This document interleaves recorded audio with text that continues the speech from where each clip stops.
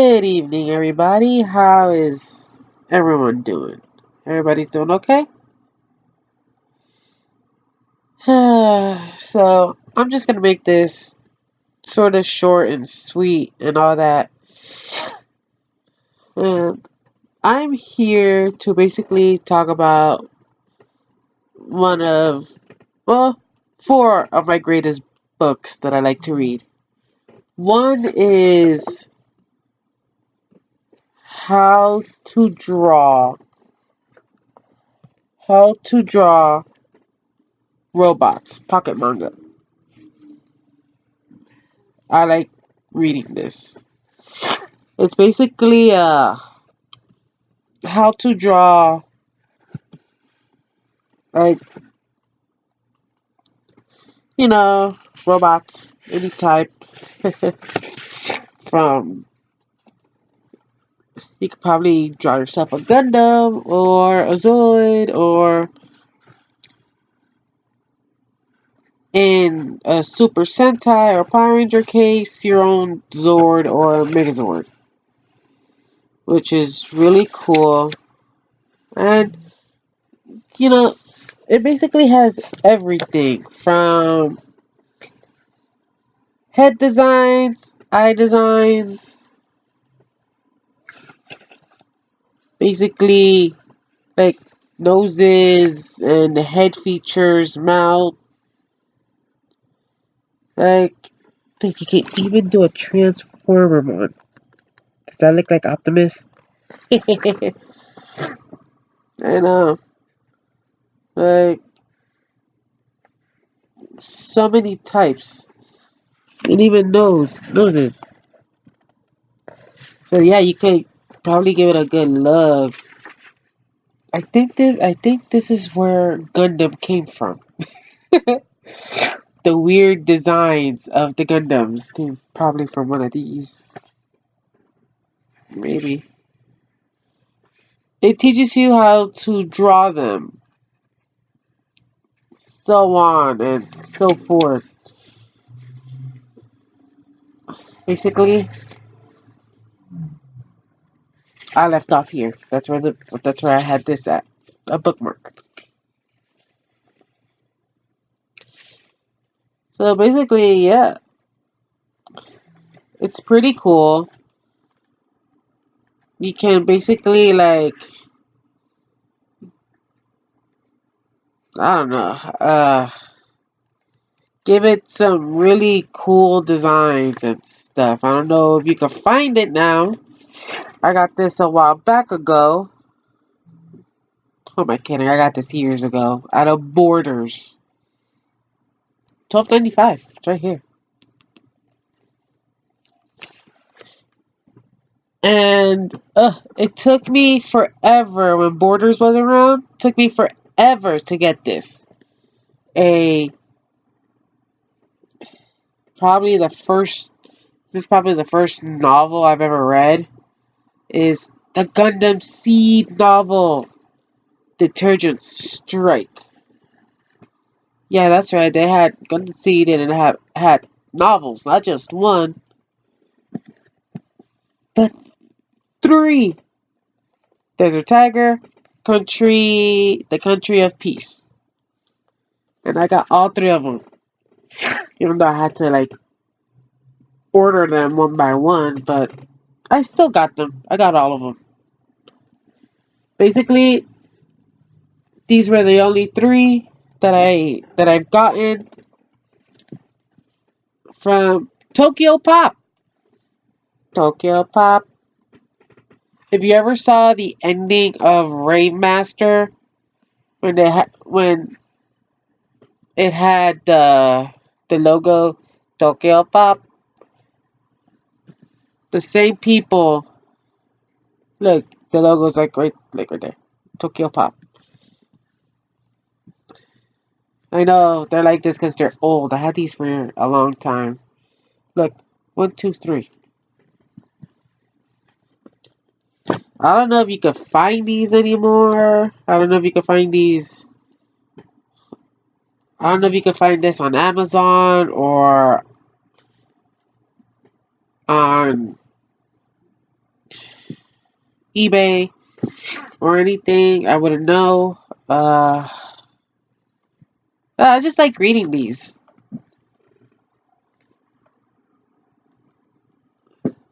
Detergent Strike basically tells you the beginning of seed. Basically shows you like a space map of EC71. Tokyo Pop novel. Dude, and Tokyo Pop Incorporated is basically in Los Angeles, California. I should write them an email. Maybe. Yeah. Like in the cover. A black and white version of the cover. Which has Pilot Kira Yamato and the L Strike, because it has the L Striker pack. I know, like, what? Even, well, character faces, names, and little bio. Here, let me read you one. We'll read. Oh, look at that. They even have the Earth Forces officers. Halberton, Newman, Tonomura, Mulaflaga, Natara Badgero, and Miss Maru. Ramius, as well as some other characters. And the people from Zaf, Rala Crusade, Atamazala, Beckus Klein. You can see right here.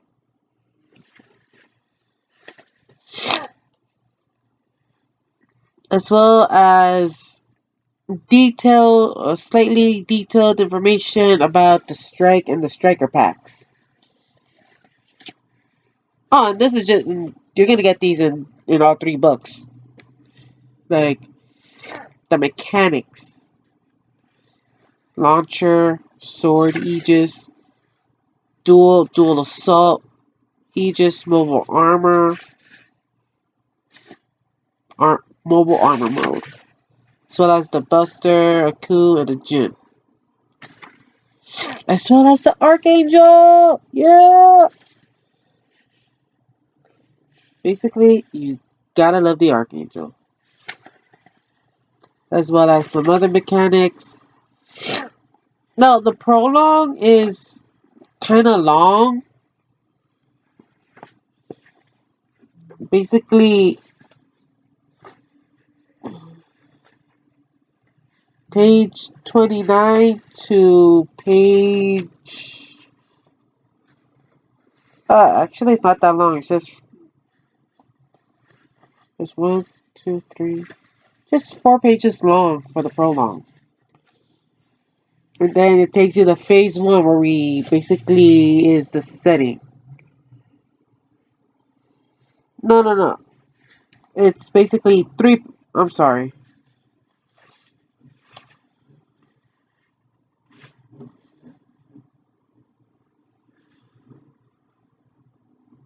Oh no, I'm sorry. 1, 2. I'm sorry. The prologue is basically from this page here to this page here. And then page 29 is phase 1. They're all in phases. So basically,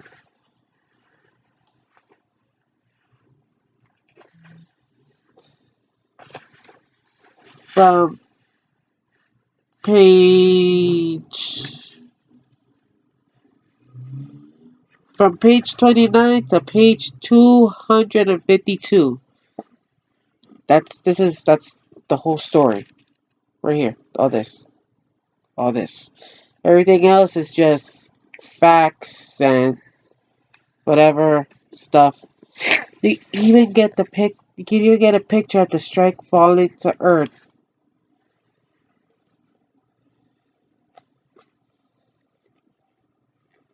Yeah, basically that one part where Isaac shot the shuttle and it blew up with everyone inside.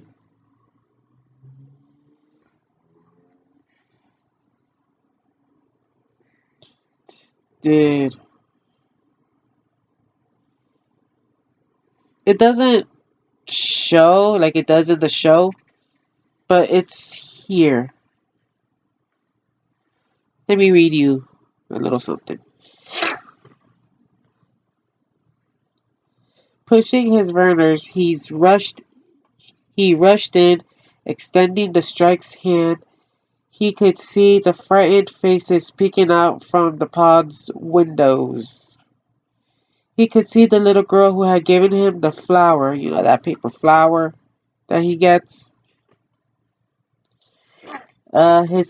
He could see her eyes widen, the rifle being pierced, the escape shuttle's outer hull. The outer hull cracked and the pod bounced on the atmosphere like a stone, skipping along a lake. Flames surrounded the fuselage. Pieces of it flew off as the shuttle burned up, basically roasting everyone inside, including a little girl. Isaac, you bastard. Yeah, Isaac, you're a fuckface. Like, seriously? It's a shuttle full of innocent people. You just shot it and killed them all. Surprised you weren't discharged for killing innocent people that had nothing to do with it. I know, it's like, seriously. Kira screamed and screamed, banging his fists on the console until they were bloody. The paper flower came loose and floated around the cockpit.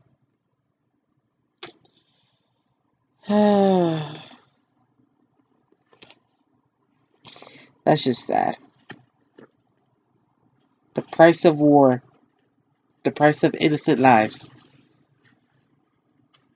And also, if you read from page 254 to, there's like a glossary here. So, if you want to read, it has a glossary in the back, as well as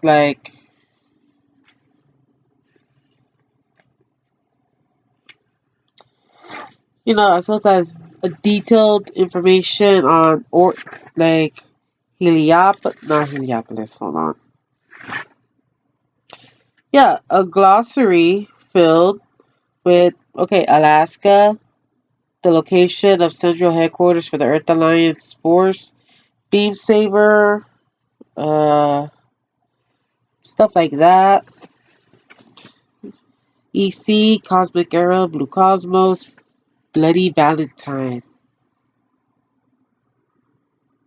As in the Bloody Valentine tragedy, which somewhere right here at page 28, it gives you a little bit of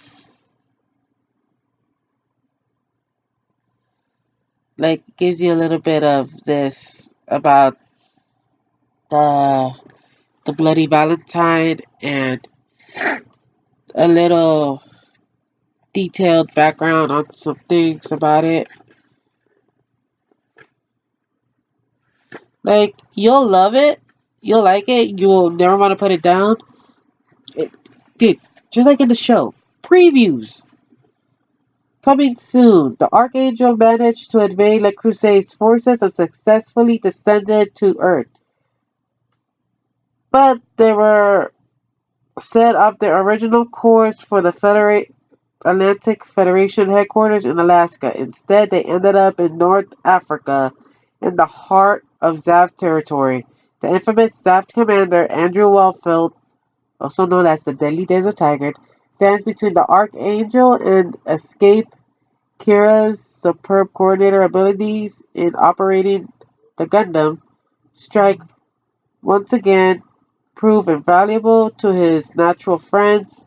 In the exciting second volume of Gundam Seed, more is revealed about the true origins and the coordinators, the identity of the mysterious hero Kira met on Heliopolis, and the budding relationship between budding relationship between Kira and Flay. Wow.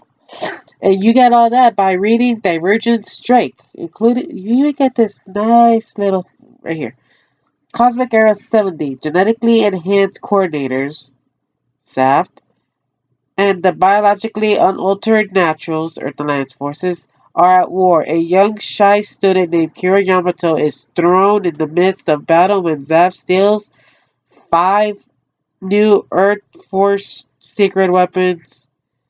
Desiring only to protect his natural friends, Kira embraces his coordinator abilities and pilots the mobile suit Strike. Basically, think about this. If you ever saw the original Mobile Suit Gundam, it's basically Amuro getting inside the Gundam for the first time and decided to start fighting. That's the only comparison I have. I know. In this novelization of the sophisticated television series, the hopes and fears of a new generation clash with the greatest weapons developed by mankind. Gundam. If Gundams were real, we're screwed. Like, totally screwed. Actually, I would love to pilot a Gundam, so. Yay!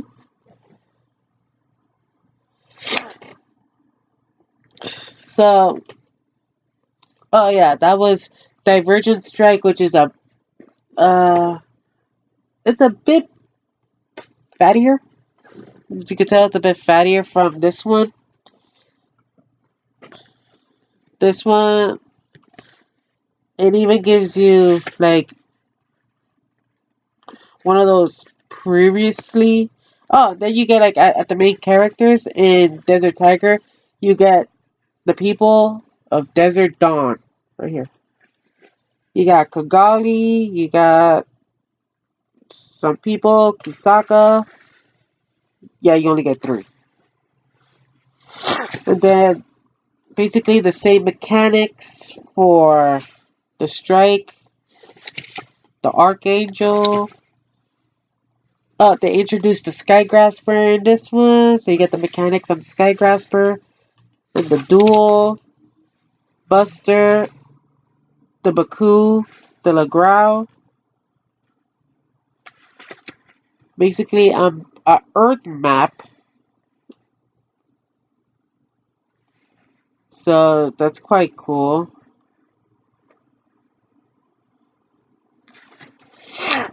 And then you get a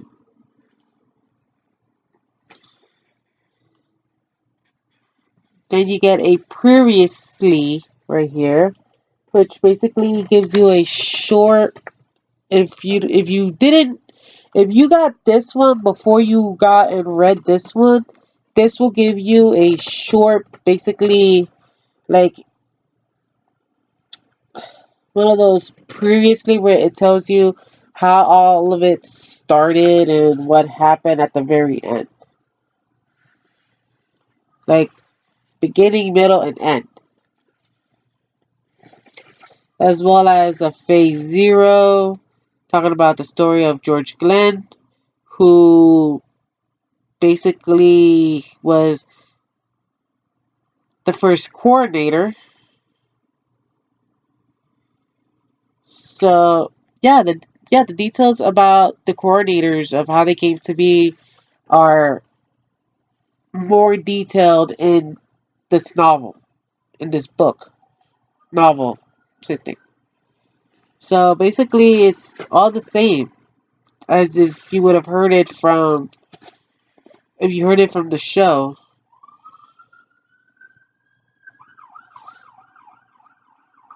So yeah, it tells you the story. So so sorry about that. That's what happens when you live by a hospital. You get that. Yeah, sorry about that. So basically, after that, page 33, phase 1. And then from that page to page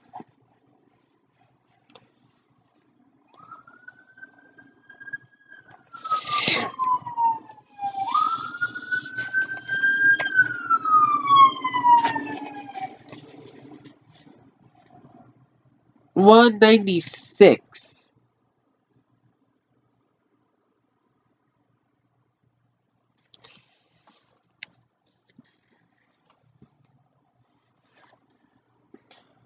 Wow.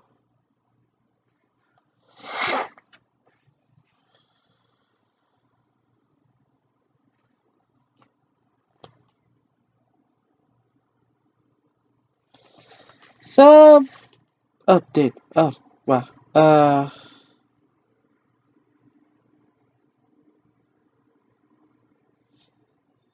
So,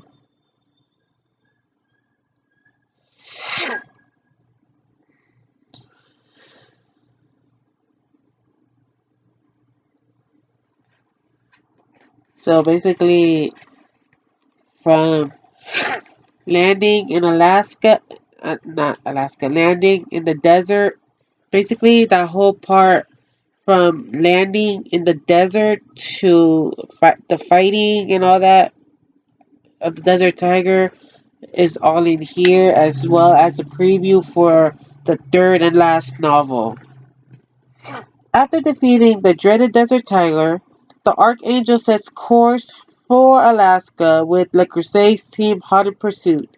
Tragedy after tragedy rapidly unfolds as the confrontation between Kira and Athrun intensifies. Finally, the friendship cracks in half as the war between coordinators and naturals escalates. Check out the third volume of this novelization of the sophisticated TV show Gundam Seed. And then you get like a bunch of other stuff,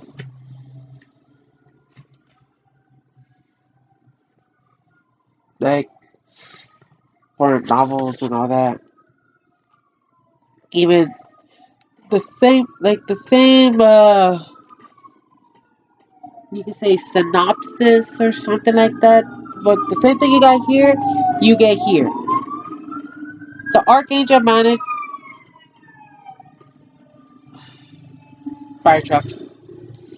The Archangel manages to shake off Le Crusade's team and descends to the earth, but ends up in North Africa, the very heart of enemy territory. Luckily, the crew meets up with Kigali Eula and a group of local freedom fighters known as Desert Dawn.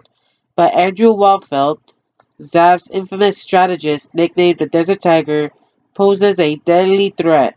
Using his coordinator abilities, Kira desperately tries to save Maru, LaFlaga, and his natural friends by piloting the strike. But can he survive land battle in a machine built for space? As the war rages on, the bonds of love, friendship are tested in the second novel. So basically, the whole Desert Tiger arc is in this one book. This one book.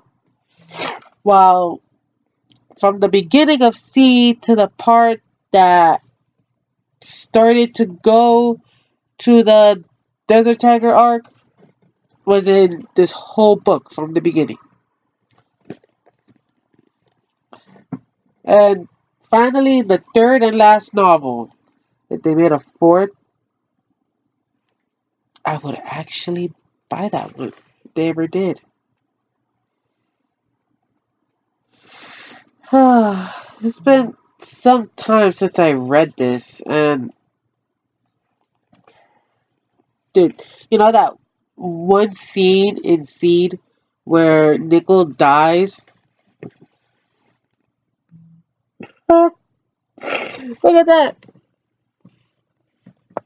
And look at Atherin's face. That's right, the sword is going through the cockpit.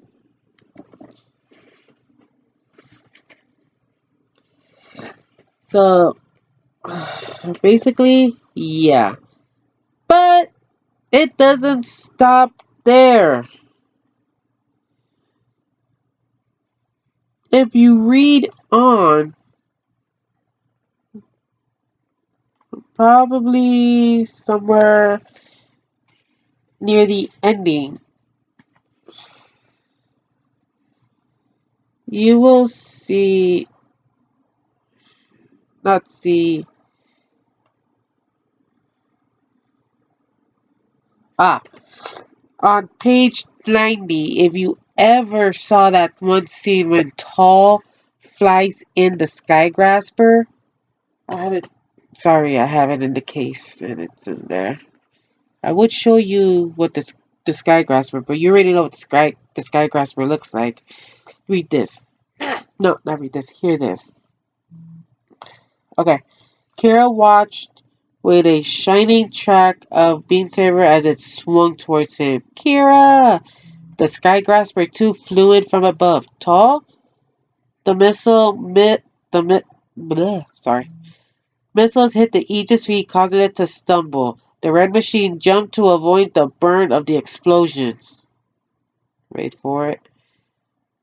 And swiveled in mid-air towards the Skygrasper. Tall, stay back! Kira shouted. The Aegis whipped its shield at the craft. Tall couldn't avoid it. The shield slammed the Skygrasper 2, which crippled, then exploded. Kira's keen eyesight caught every vivid detail. He could even see Tall's blood as it splashes against the window before the plane disintegrated into flames. Miralia had monitored each of the Skygraspers. Suddenly, the second monitor filled with static with the words "signal lost" were displayed in the corner. Tall! She continued to... Oh no, wait. Tall! She continued to quietly whisper the name of the boy she had loved. Basically, Athrun killed her boyfriend. She hadn't been watching the monitor during the battle, so she didn't understand why the system had failed. She thought it might be a technical glitch, especially since the bridge had taken so much damage in the crash. Yes, that's it. A technical error in the electrical system has to be, she thought. Basically, she did not know that Tall was killed by Athrun when he threw his shield. Hold on. I know I know you guys probably haven't, like, if you haven't seen the show, or if you have seen the show, then you know what I'm talking about. But if you haven't seen the show and you have the movie, the 3 movie DVDs, uh, basically books 1 and 2 is in this one DVD called The Empty Battlefield.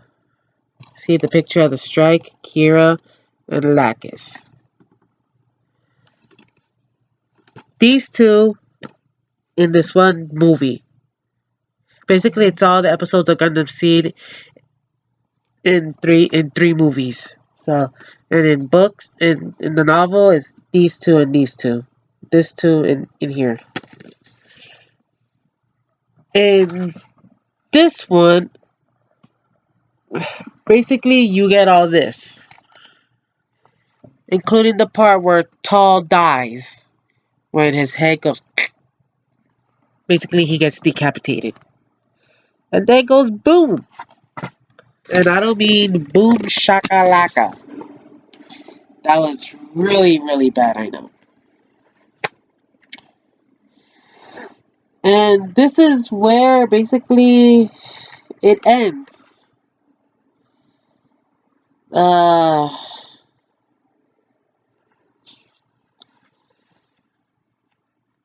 know I read a few passages, but let's read phase 5, page 195. This basically this right here. I'll make it quick. Even though she was surrounded by the walls of the bridge, she couldn't see anything. She instinctively looked in the direction of the sound. No, she muttered. It can't be. She looked back at the monitors for Tall and Kira. Nothing but static and the blinking words. Signal lost.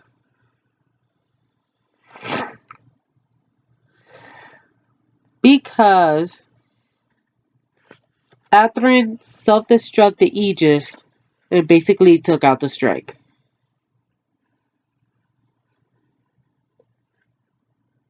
And basically, that's the end of the novel, with Athrun self-destructing the Aegis for 10 seconds and the Aegis going kaboom, taking out the strike, and possibly killing Kira Yamato in the process. However, in the show, Kira survives. We don't know how. He survives, ends up in the plants, and ends up with the Freedom. The Freedom Gundam is badass. Whew.